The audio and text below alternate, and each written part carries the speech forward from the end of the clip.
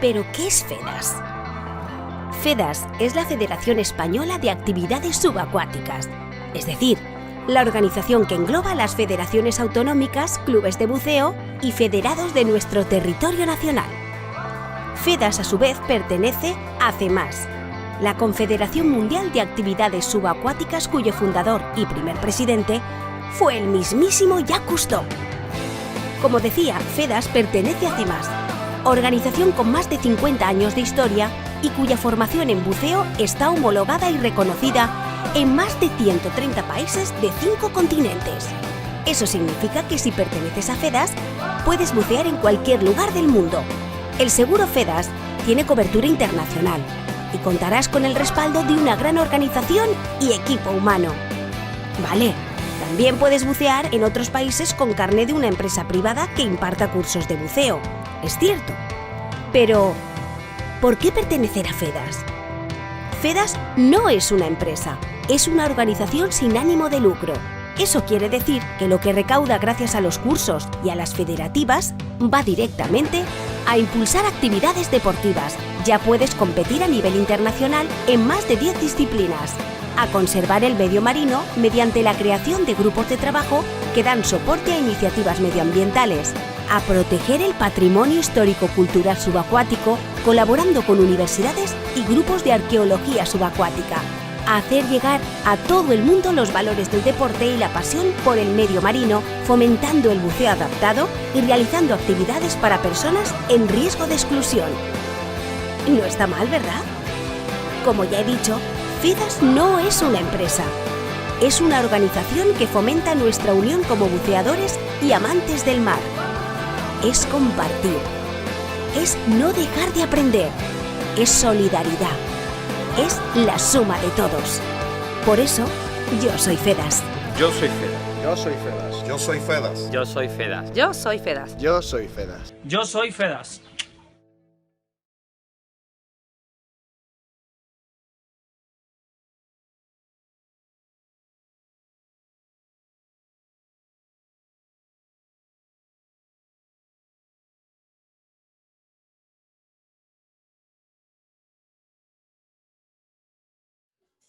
Bueno, buenas tardes y bienvenidos a hoy, la última charla de esta primera sesión que hemos creado durante este confinamiento. Vaya, los jueves por la tarde a las 7.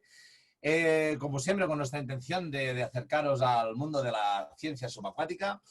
Y hoy tengo el gusto de presentaros, damos por última sesión y última charla, que hablaremos con Raúl Álvarez, que es el líder del proyecto Ghost Diving en España.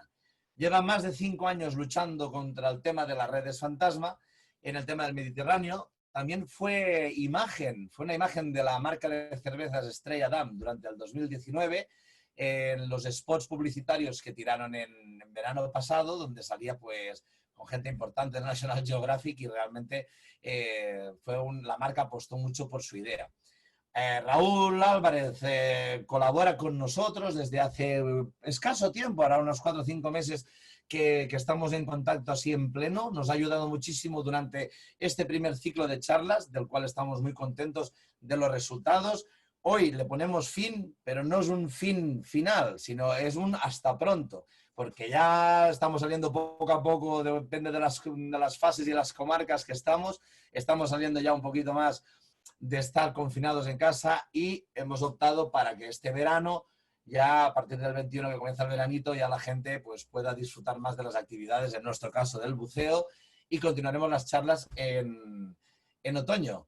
De todas maneras, también explicaros que Raúl Álvarez, que lo tenemos hoy con nosotros aquí, hará una charla un poco más diferente, ya que ha optado para hacerla en el aire libre, así que todos aquellos que a lo mejor no estáis aún en una fase 1, ¿vale?, de las capitales, los amigos de Madrid, los amigos de Barcelona, ¿de acuerdo?, podáis respirar un poquito a mar.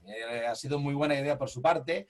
Raúl regenta un centro histórico en Tossa de Mar, y digo histórico porque fue el primer centro de buceo que se creó en España, que fue en el año 1956, a cargo de Antonio Rivera, que algún día con el tiempo hablaremos de ese personaje que fue el primero que puso, digamos, el buceo a disposición de un público en general, y fue en esa localidad justamente donde está Raúl ahora, y que creo que está preparando un homenaje en este año que haría 100 años de que fue del nacimiento de Antonio Rivera.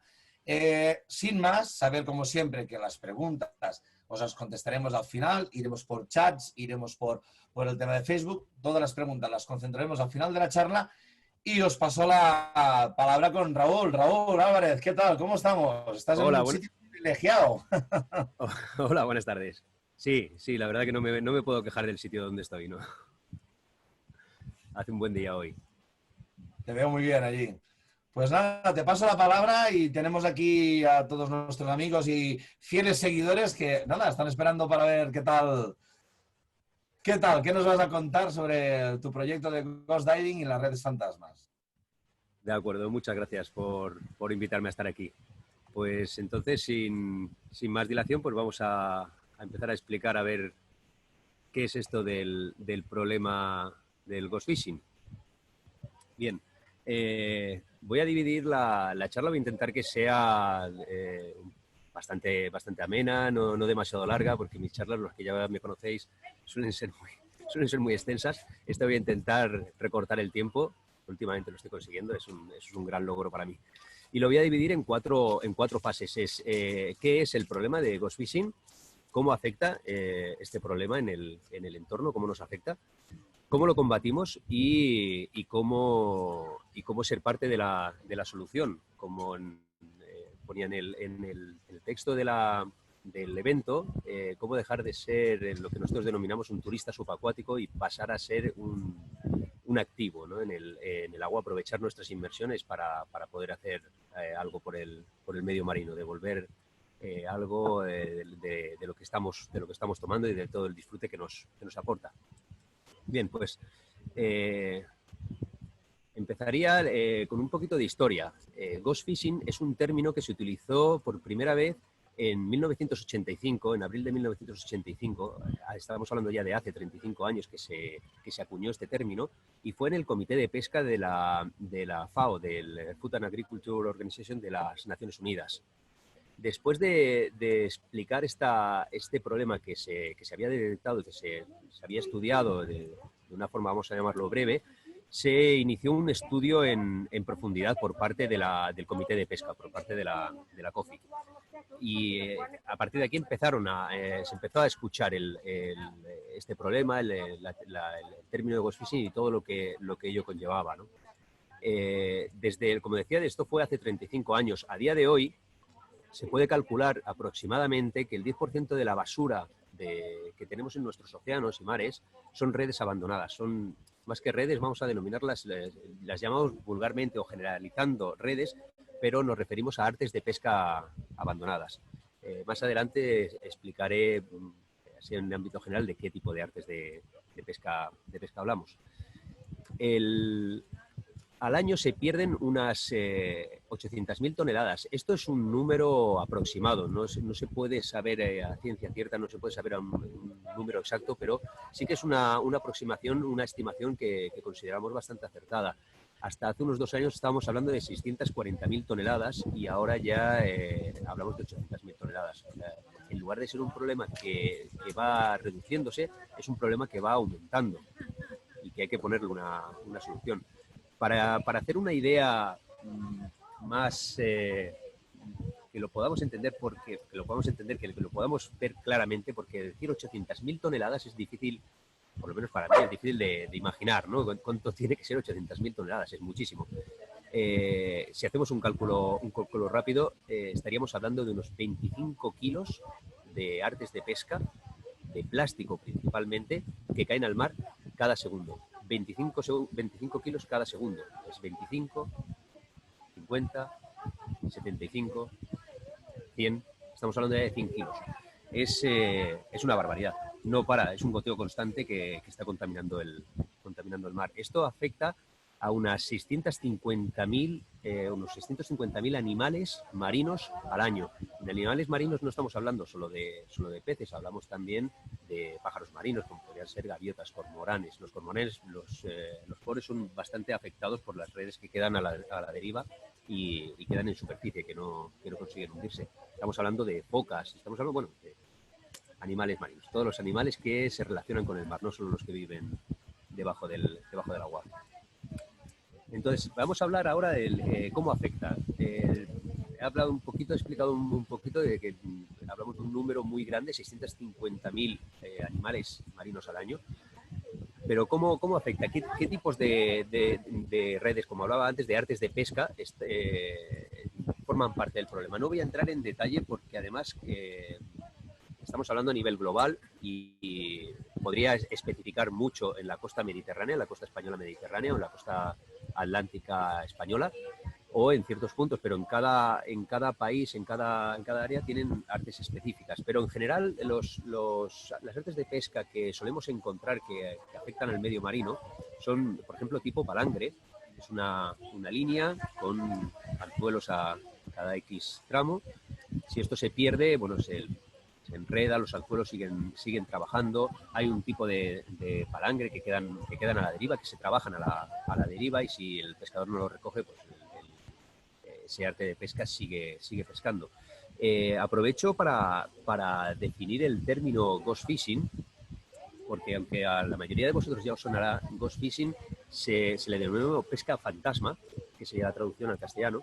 Se le denomina pesca fantasma porque estamos hablando precisamente de eso, de un arte de pesca que nadie obtiene un beneficio de él. Un pescador suelta una red, recoge la red, se lleva el pescado a casa, lo vende, se lo come, hay un beneficio detrás de esa acción. Pero si esa red queda a la deriva, o el palangre que estoy comentando queda a la deriva, los anzuelos siguen pescando y siguen matando. No solo eso, sino que además el animal que se queda enganchado es comida para otros, que viene, se lo come en una parte y en otra parte tiene probabilidad de quedarse enganchado. Es una trampa mortal que hablaré seguidamente de ella. Entonces hablábamos de tipos de redes, de redes fantasma, de artes de pesca fantasma que podemos encontrar. Los palangres, las redes de arrastre. Las redes de arrastre no solo es un daño en su utilización habitual, en su utilización como está diseñada, porque destroza nuestro patrimonio natural, sino que además esas redes, cuando quedan enganchadas en el fondo, no la pueden recuperar, tienen que cortar, porque no hay forma de elevarlas. Esas redes quedan posadas en el fondo y deja todo el fondo hecho un erial, hecho un desierto. Las redes de trasmayo son tremendamente habituales, por lo menos en la costa mediterránea son quizá el número que sacamos en mayor medida, ¿no? El número que vemos enredadas en diferentes sitios, ¿no? Los hilos de pesca, de la pesca deportiva, de los pescadores de playa. Ya no vamos a entrar en más detalles, como el daño que puede producir el plomo que se pierde cada vez que se les engancha el hilo y tienen que cortarlo. Haceros una idea que estamos hablando de artes de pesca que se pueden perder por diferentes conceptos. Se puede perder por un temporal que rompe los gallos de la red, lo que fija la red a la posición y se queda esa red a la deriva. Se puede romper porque una barca pasa por encima y le corta el gallo al pescador y él no puede recuperar la red. Pero si estamos hablando de redes de cerclamen, que se llaman aquí, de círculo, o redes que se manejan con el barco, no necesariamente de arrastre por el fondo, se pueden enganchar en diferentes elementos que veremos más adelante, y el pescador no puede recuperarla con los medios que tiene desde superficie. Tiene que cortar ese tramo y seguir. Esas son un tipo de redes que nos encontramos muy, muy a menudo. Y ya para acabar, para no seguir con todos los tipos de redes, que no creo que estemos hablando para pescadores, las nasas, que a muchos también os sonará, que es habitualmente se utiliza para la pesca del pulpo, para la pesca de diferentes crustáceos, ser langostas, es muy habitual para la pesca de la langosta. Es una caja plástica con una malla y un agujero en cono, que el animal entra pero no puede encontrar la salida, y se recupera desde el barco siempre y se abre y se captura. Si lo mismo, las nasas quedan marcadas en superficie por una boya. Si esa boya se pierde por varias razones, toda la ristra de nasas quedan en el fondo y siguen pescando. Aquí vemos, por ejemplo, unos tipos de nasa, no son demasiado habituales en el Mediterráneo. Estos son fotografías hechas en el Mar del Norte, y es otro tipo de nasas. Aquí utilizan principalmente unas tipo prácticamente cuadradas, y estas son quizá más artesanales. Bien, entonces, aquí podemos ver en una gráfica que acabamos de sacar del el ciclo de Ghost Fishing, que es más o menos un pequeño resumen de lo que he estado hablando hasta ahora, ¿no? Los barcos pierden las redes, algunas veces las descartan. Por suerte es una práctica que se ha ido perdiendo, que no es demasiado habitual en el mundo pesquero, que tiren como antaño las redes por la borda cuando ya quedaban descartadas, cuando ya no servían, y principalmente la mayoría son pérdidas por accidente. Pero si esta red que le estaba dando un uso el pescador queda en el mar, la red queda a la deriva y puede o engancharse en pecios, en arrecifes, produciendo daño por enganche, o puede quedarse a la deriva hasta que atrape suficiente materia biológica, suficientes animales, como para que la red colapse, que pese demasiado, que los flotadores que la mantienen entre dos aguas, que la mantienen en flotabilidad neutra, vayan hacia abajo, se posen en el lecho marino, y ahí es donde empiezan a trabajar los carroñeros. Los carroñeros, habitualmente cangrejos, tienen muchas probabilidades de engancharse y quedarse al descubierto, quedarse desprotegidos para otros depredadores, con lo cual es una trampa mortal. No es que sea un supermercado para los carroñeros, sino que habitualmente es una trampa mortal a la que se sienten atraídos y mueren allí también. Entonces, ese ciclo de muerte se sigue repitiendo. Estas redes puede pasar varias cosas. Una de ellas, como se ve aquí en el gráfico, es que estos carroñeros hayan hecho bien su trabajo, han tenido suerte y no han aumentado la masa de la red, y permiten que la red se libere del fondo y se vuelva a elevar.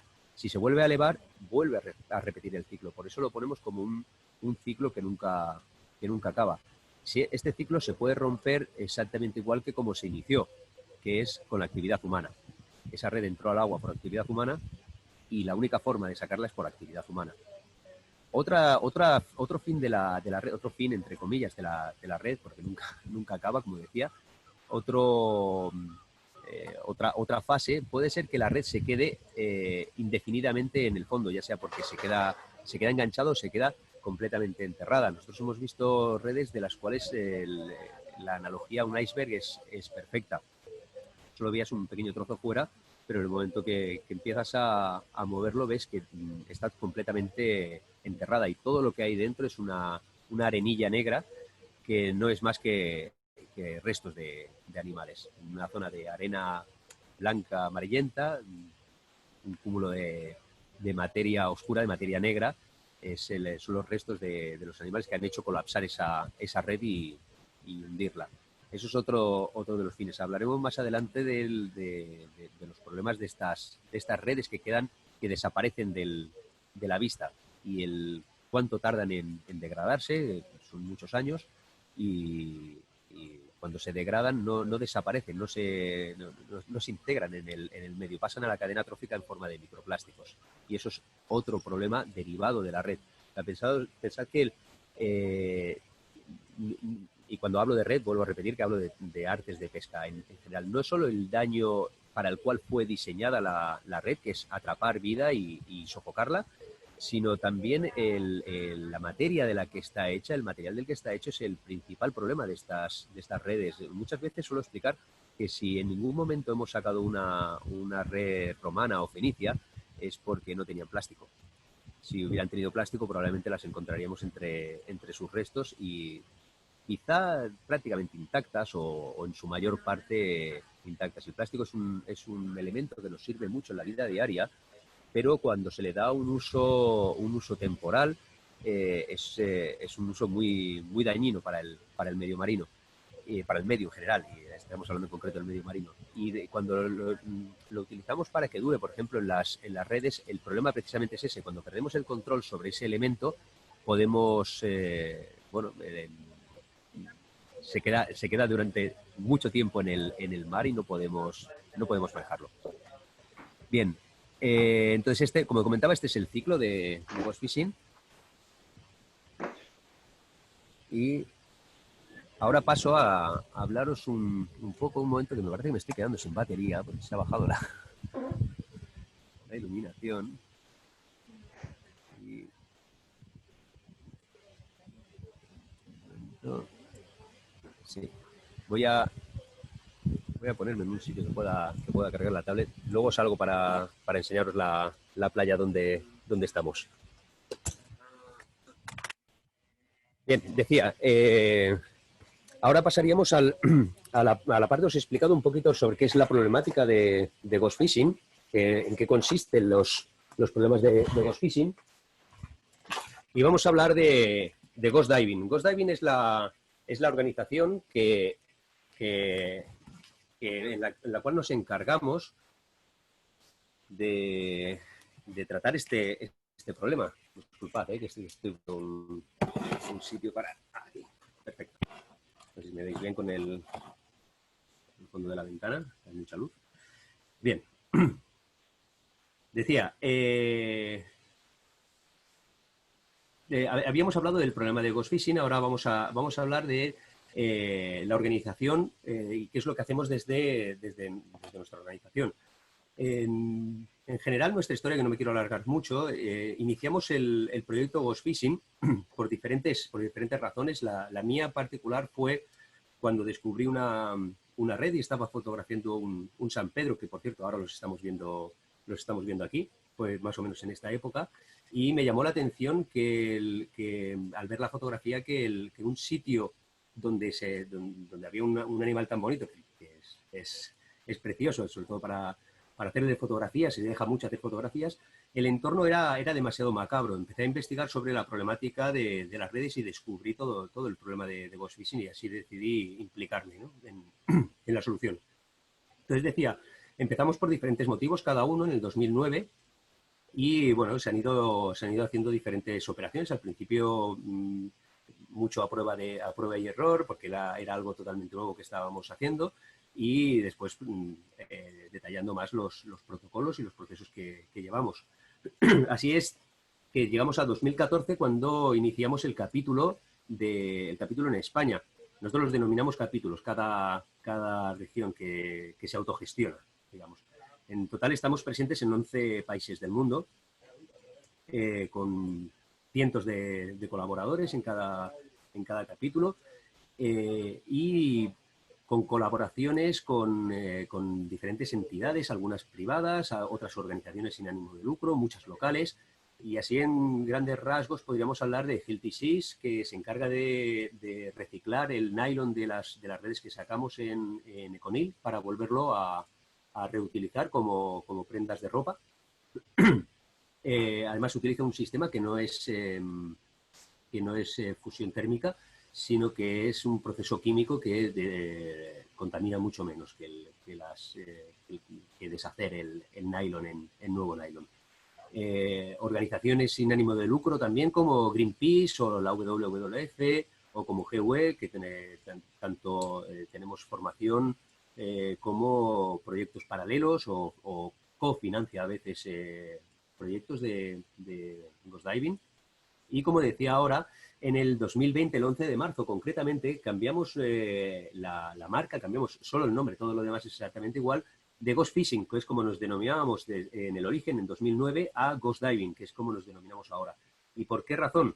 Precisamente porque Ghost Phishing es el problema y Ghost Diving es lo que hacemos para mitigar este problema, para reducir en la medida de lo posible este problema.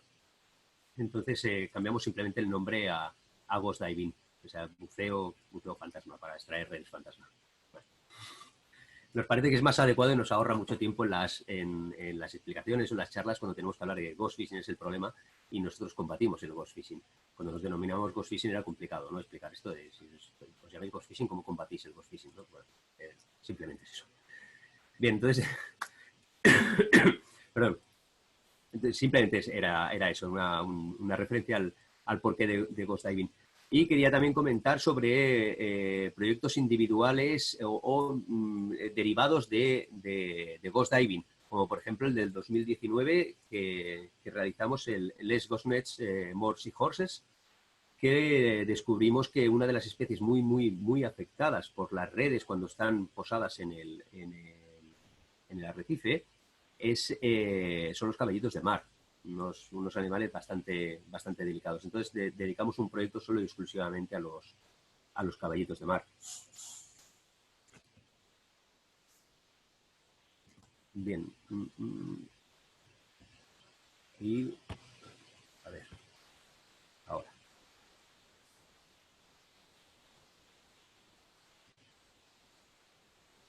Entonces, un momento que se ha pasado una que no se ha puesto por orden esto. Quería explicar también, y aquí en esta gráfica lo vamos a ver bien,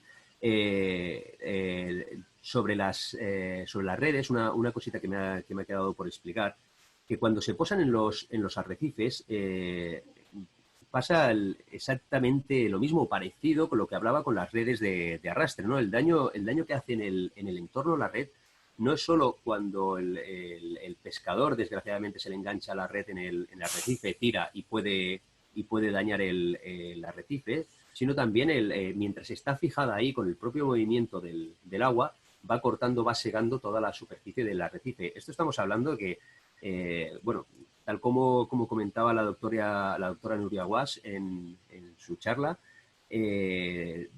daña nuestro patrimonio natural. Vale. No solo toda la vida que rodea el arrecife, sino también pues todo el apartado geológico, como pueden ser fósiles que queden en el arrecife o corales.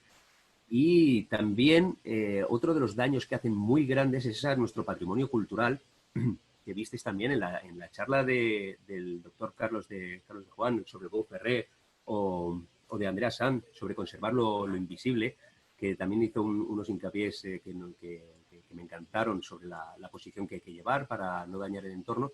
Cuando hablamos de una red que se posa sobre un pecio, normalmente se piensa en pecios modernos y es habitual que sea en pecios más o menos modernos, pero si una red queda a la deriva y se acaba enganchando en un pecio que ni siquiera a lo mejor hemos podido detectar todavía, los daños que puede producir a nuestro patrimonio cultural son terribles, son enormes. Entonces, quería comentar ahora sobre cómo combatimos todo este problema.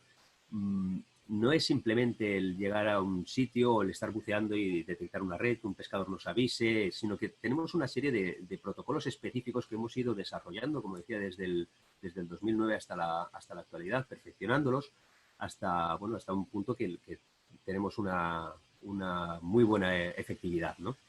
Tenemos una formación general como buceadores. Ahora pasaré dentro de un rato pasaré a hablar de que no todos somos buceadores, pero sí que nuestra mayor parte, o la base fuerte, el origen era de buceadores, y concretamente de buceadores técnicos, por la dificultad que entrañaba. Desde ahí hemos ido desarrollando como decía, una serie de protocolos que permiten que podamos ayudar, o que puedan ayudar otros buceadores que no tienen quizá esa formación general o esa formación técnica, pero que sí que es imprescindible. También, como hablaba en la primera charla de hace el día sobre el mínimo impacto, la posición, el que si nosotros estamos sacando porquerías del fondo, estamos documentándolas, estamos archivándolas, marcándolas, luchando contra la basura en el fondo, contra el daño de ghost fishing, no podemos ser nosotros parte de ese problema haciendo daños con nuestras aletas, con nuestra posición o con nuestras manos, tocando lo que no debemos. Entonces tenemos que ser muy pulcros.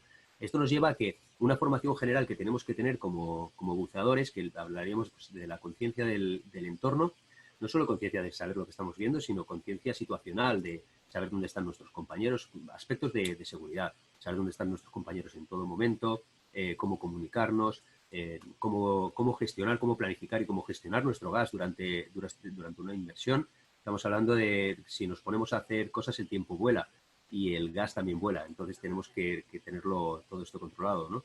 Y por supuesto la posición, el equilibrio, tenemos que ser bajo el agua como cirujanos, no como elefantes, poder manipular nuestros dedos y que todo nuestro cuerpo no se mueva mientras estamos, ya sea documentando, ya sea con una cámara o colocando un globo para elevar la posición, podernos mantener separados sin tener que estar dando vueltas, estar completamente parados en el sitio. Para eso hace falta una formación general de buceo, que es bueno, lo que como decía, que se había hablado en la charla de mínimo impacto, que esto deberíamos tenerlo todos los buceadores para no dañar el entorno cuando estamos buceando. En nuestro caso es imprescindible, pero además tenemos una formación específica, como es el manejo de pesos.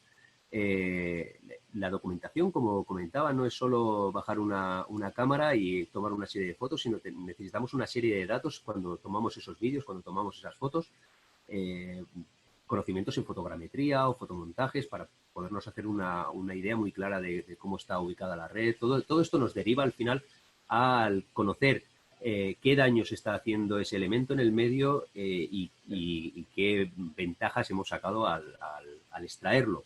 Poder tener datos fehacientes de que eso estaba haciendo daño. Y además en el aspecto de la seguridad para saber la tipología de la red, cómo está enganchado y qué se debería hacer y cómo se debería hacer para garantizar la seguridad de los buceadores y del entorno. Podría hablar, por ejemplo, si una red está colocada en una pared de gorgonia, algo que lamentablemente es bastante habitual. Si no se hace una documentación adecuada y se traza un plan concreto, y si, por ejemplo, al sacarla simplemente se pega un tirón, el daño que estamos haciendo es un daño innecesario. Sin embargo, si dedicamos el suficiente tiempo como para ir separándola poco a poco sin dañar la gorgonia, habremos eliminado el problema y no habremos dañado más de lo que ya había dañado de por sí la red, la gorgonia. Para eso hace falta, como decía, pues una formación y unos protocolos que hemos ido perfilando, ¿no? A lo largo del tiempo. Bien, aquí vemos pues una serie de imágenes pues, representativas de lo que estaba comentando, ¿no? El buceador en una posición que no toca nada. Todo lo que veis por detrás no son sus aletas, no está provocado por sus aletas. Es una red que estaba levantando Pascal en ese momento. Y otra de las partes también que tienen que ver con la formación es la visibilidad cero. En el momento en el que tocas uno de estos elementos bajo el agua, pierdes completamente la visibilidad, aunque sea durante 1,5 metros o 2 metros, pero te quedas completamente a oscuras. Entonces, bueno, son entornos muy peligrosos que no se deben hacer sin la formación específica. Y ya para acabar la cuarta parte, quería hablar de cómo ser parte de la solución. Actualmente llevamos unas 30 operaciones grandes, digamos, de envergadura en España desde que lo iniciamos, desde que iniciamos el proyecto en el capítulo de España. Y innumerables pequeñas operaciones como decía antes, de documentación o ir a echar un vistazo. Esas no las contamos solo las operaciones fuertes, no las operaciones grandes. Esto nos ha llevado a que en total todo el proyecto Ghost Diving Global llevamos extraídas unas 510 toneladas desde su fundación. Disculpad. Desde su fundación, unas 510 toneladas.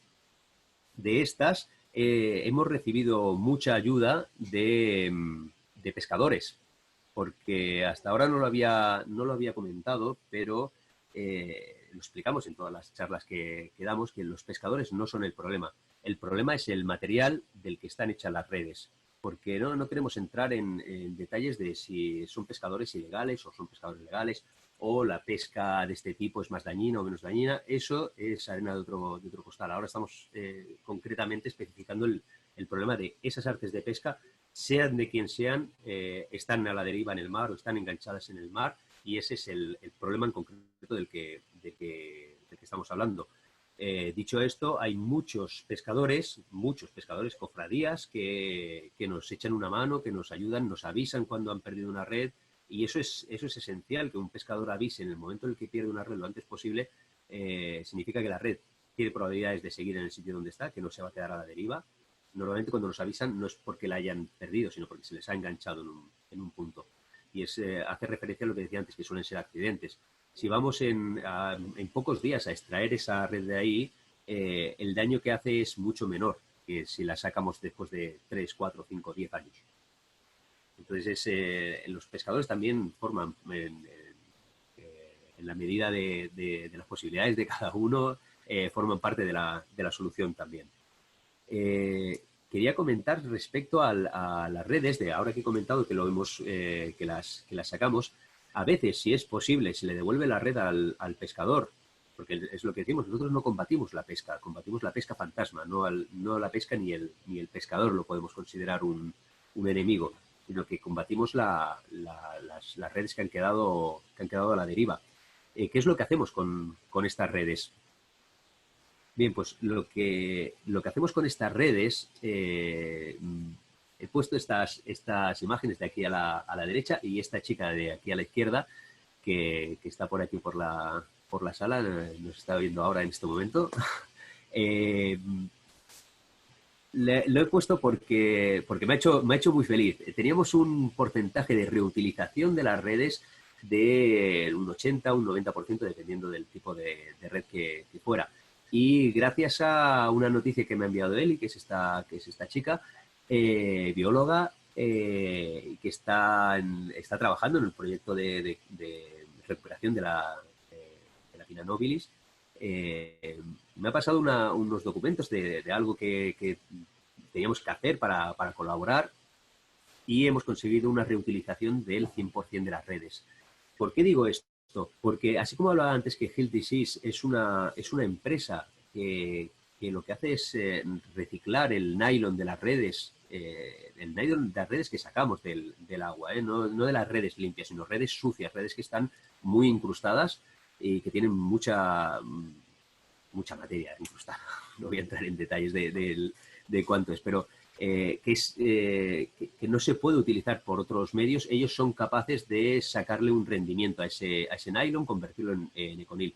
Sin embargo, esto es para nosotros, estoy hablando ahora en concreto del capítulo de España, para nosotros es algo que no nos acaba de gustar, porque preferimos que todo sea lo más local posible, que tenga el mínimo de desplazamiento. Es una muy buena opción y la hemos utilizado cuando hemos hecho operaciones de sacar 100, 150, 200 toneladas de redes en una sola jornada, ¿no? En una sola operación de una semana hemos podido sacar esas grandes cantidades y no las podemos asumir para su reutilización. Entonces, la salida es muy rentable para el medio el sacar el reciclarlas de esta forma. Pero cuando estamos hablando de extracciones más pequeñas, de 150, 200, 300 kilos de redes, el tenerlas que enviar por camiones y demás, es que al fin y al cabo estamos utilizando combustible fósil para desplazar esas redes de un punto a otro y no nos acaba de gustar. Entonces preferimos siempre la reutilización de las redes antes del reciclado. Una reutilización, como decía, podría ser devolverla al pescador y que siga haciendo su actividad de manera responsable. Y cuando esa red es inútil para el pescador o no se puede localizar al pescador del dueño de esta red, que es lo más habitual, no nos vamos a engañar, ¿qué es lo que hacemos? Pues separamos todos los elementos y lo utilizamos para artesanía, para financiar de nuevo el proyecto con decoración, artesanía. Los cabos se vuelven a utilizar en diferentes elementos. Los plomos los refundimos como lastre para buceo.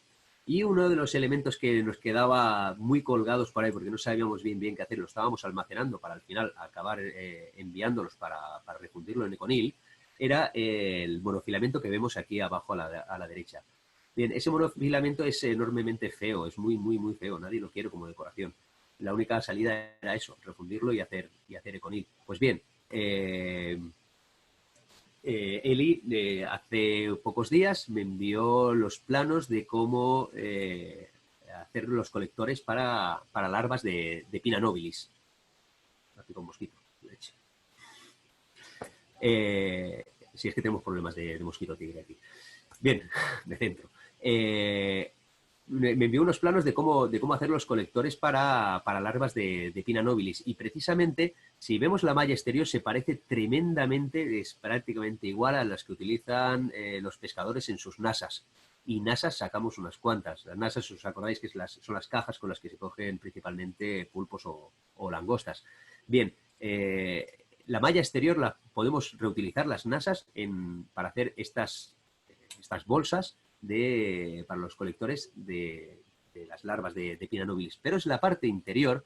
Esta es una foto que me ha enviado ella, que están utilizando otro elemento, pero nosotros podemos utilizar perfectamente el de abajo, el monofilamento de nylon, porque es perfecto para que se enganchen las larvas de Pinna nobilis y así poderlas pasar a laboratorio y conseguir, si en la medida de lo posible, reintroducir la especie o parar la extinción en la que se está poniendo. Esto forma parte, y aprovecho para comentarlo, forma parte de un proyecto que también desarrollamos que lo denominamos Proyecto Néstor, en el cual buscamos supervivientes de Pinna nobilis, precisamente para esto, para que la especie no desaparezca, no se extinga. Estamos colaborando con diferentes puntos. Por nuestra parte, lo que hacemos hasta ahora era buscar supervivientes allá donde fuéramos.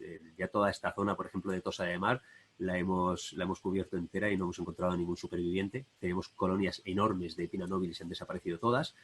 Y con estos colectores, pues bueno, podríamos reutilizar las redes de una forma que los colocamos desde una temporada concreta de junio a septiembre, con lo cual evitamos la pérdida de nuevo de estos elementos en el mar, porque es una época en la que el mar está plano, no hay temporales, se fijan bien al fondo, además con unos muertos que ya están colocados, que precisamente hoy se han sustituido 3 de esos muertos por biotopos, aquí delante del centro, en la playa de la Mar Menuda. O sea, son todo celebraciones, ¿no? Y me hacía ilusión compartirlo con vosotros el haber conseguido el reto de reutilizar las redes ya en un 100%. No se tira nada, no se envía nada a reciclar, lo podemos reutilizar completamente.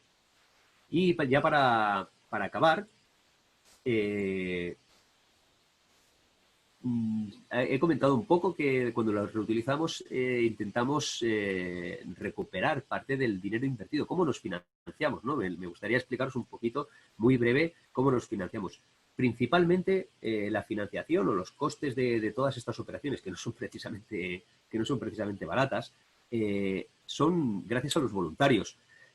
Aquí, bueno, Dani Cruz lo explicó muy bien en su charla sobre el voluntariado y yo me vi identificado, nosotros nos vemos identificados en muchos aspectos y hay muchos puntos en los cuales un ciudadano, no necesariamente un científico, puede ayudar en muchos puntos y nosotros, de hecho, nos apoyamos no solo en buceadores, también en gente de superficie, gente que no tiene o no puede bucear porque no tiene intención de bucear.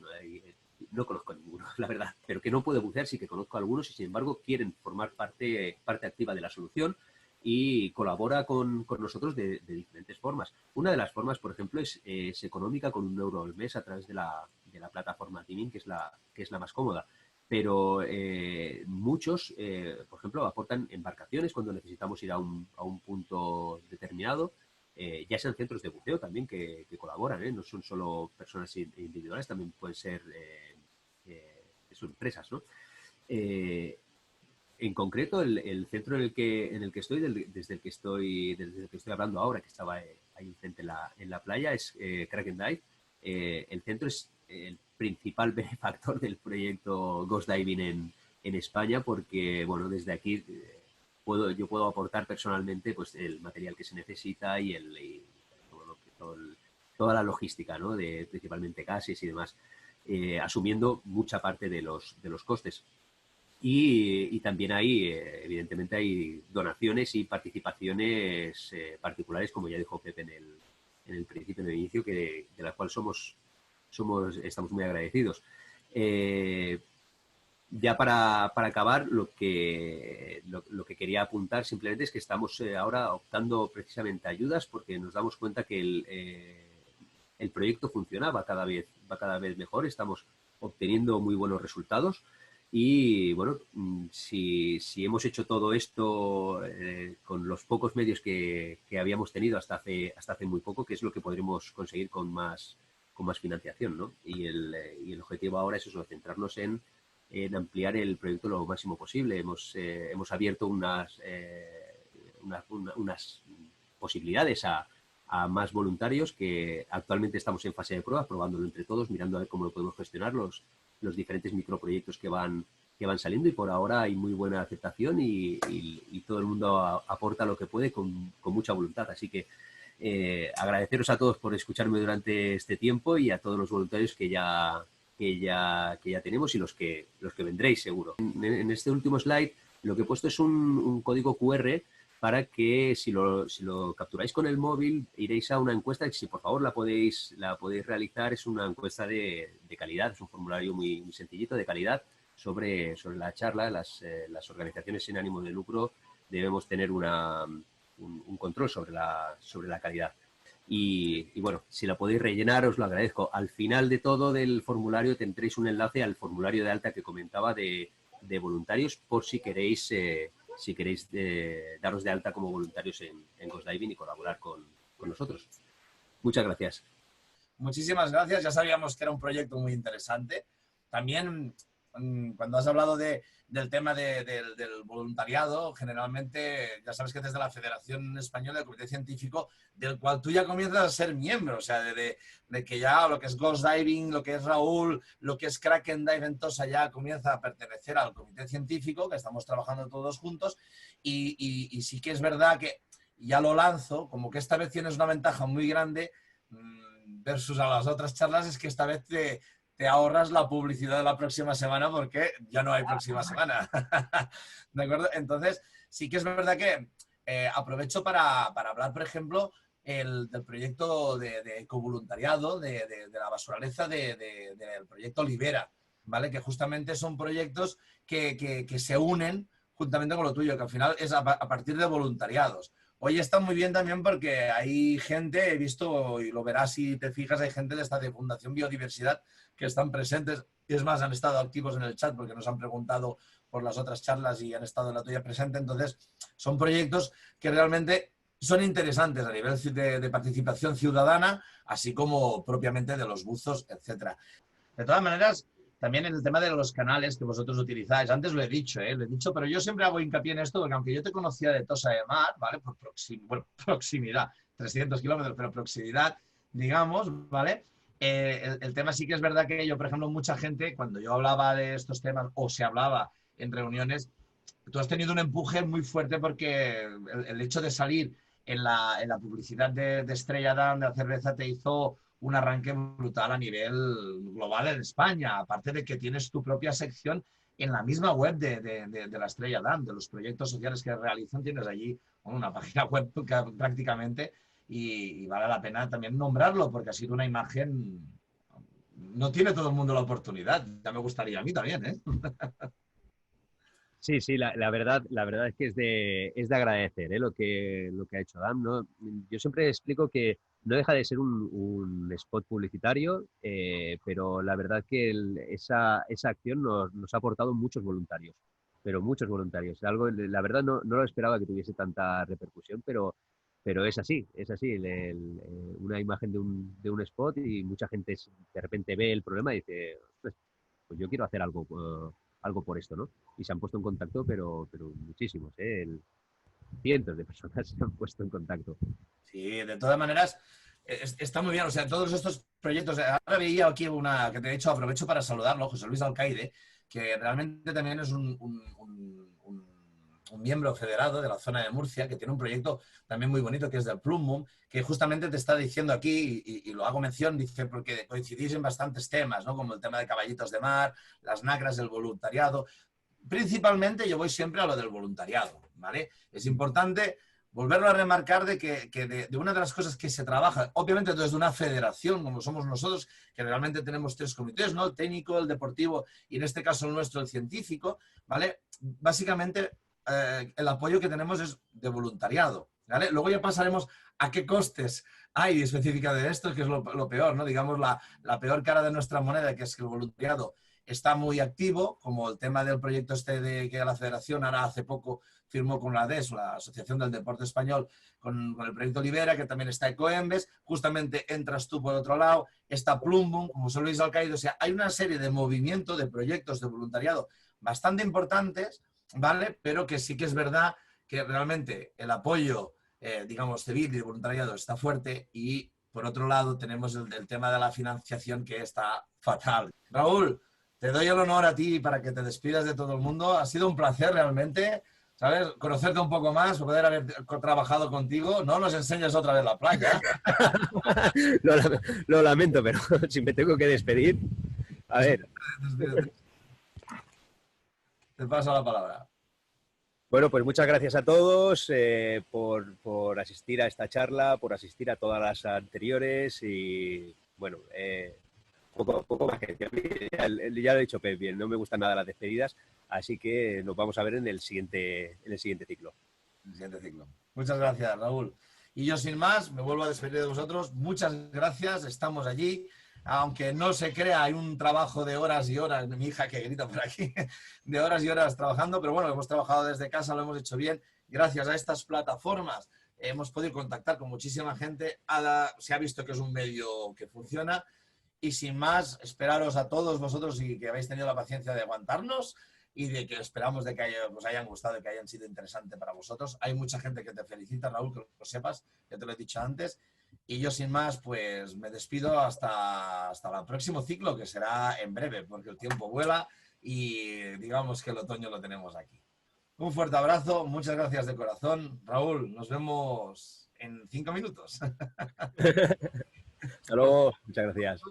Por Zoom.